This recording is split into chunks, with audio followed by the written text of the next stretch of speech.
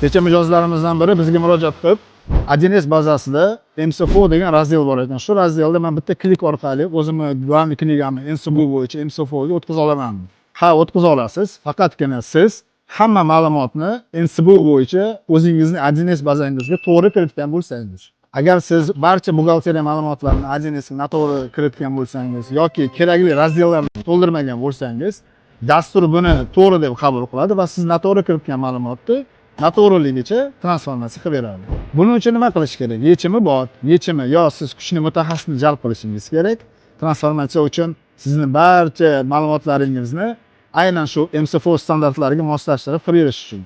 Yoki o'zingiz malakangizni oshirib, ta'lim olib, standartlarni tushungan holda mustaqil ravishda transformatsiya qilsangiz bo'ladi. Agar sizga shunaqa transformatsiya xizmatlari kerak bo'lsa, marhamat bizga murojaat qiling. Biz sizga to'liq moliyaviy hisobotlarning xalqaro standartlari bo'yicha hisobotlarni tayyorlab beramiz.